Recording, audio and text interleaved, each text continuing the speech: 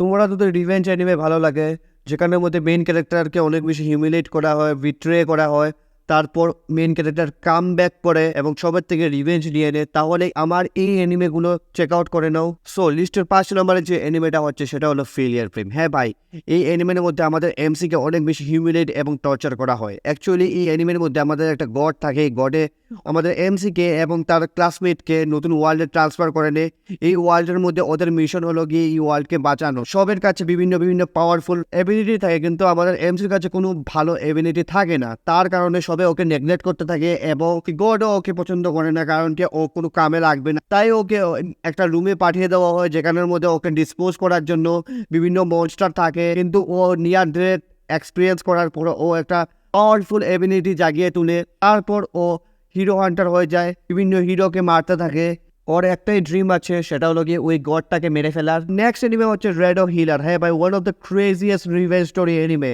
এই এনিমের মধ্যে আমাদের মেইন ক্যারেক্টারের কাছে একটা লেম পাওয়ার থাকে মানুষকে হিল করা, সেটাও ও ভালো থেকে করতে পারে না, কারণ কি ও সবাইকে হিল করার পর ও একটা ক্রেজি পেইন মেসেজ করে নিজের বডির মধ্যে, কিন্তু তাকে টর্চার করা হয় এবং জোর করিয়ে হিল করানো হয়। কিন্তু স্টোরিটা একটা ক্রেজি টার্ন নিয়ে নেয় যখন ও একটা ডিমন লর্ডকে হারিয়ে দেয় এবং একটা ফিলিওসোফার স্টোন পেয়ে নেয়। ফিলোসোফার স্টোন পাওয়ার পর ও অনেক বেশি স্ট্রং হয়ে যায়। তারপর ও পাস্টও যেতে পারে ওই স্টোনের পাওয়ারে, এবং ও পাস্টে গিয়ে বিভিন্ন মানুষের সঙ্গে রিভেঞ্জ নিয়ে যারা ওকে টর্চার করেছে। সো নেক্সট এনিমে হচ্ছে তোমোদাচি।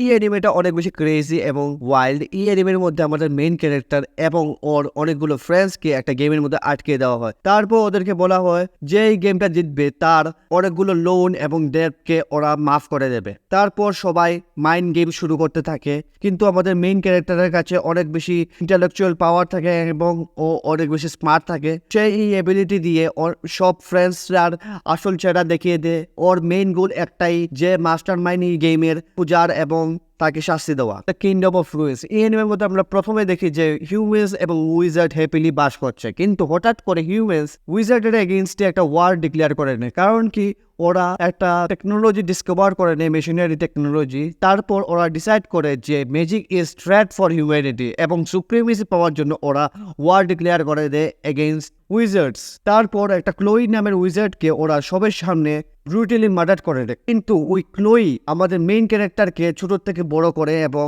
অনেক বেশি লাভ করে। তারপর আমাদের মেইন ক্যারেক্টার ডিসাইড করে যে ও ওর ক্রেজি পাওয়ার ইউজ করবে এগেইনস্ট হিউম্যানিটি এবং সমগ্র হিউম্যানসকে ও ডেস্ট্রয় করে নেবে, এবং ওর এগেইনস্টে যদি উইজার্ডও আসে পড়ে তো উইজার্ডকেও মেরে ফেলবে, কারণ কি he doesn't care about anything, he only care about revenge. তো লিস্টের নাম্বার 1 এনিমে হচ্ছে the attack on Titan final season. হ্যাঁ ভাই, ফাইনাল সিজনটা ক্রেজি ছিল আমার কাছে, কারণ কি ফাইনাল সিজনের মধ্যে আমাদের এরেন একা 70% অফ হিউম্যানিটিকে ধ্বংস করে দিয়েছিল।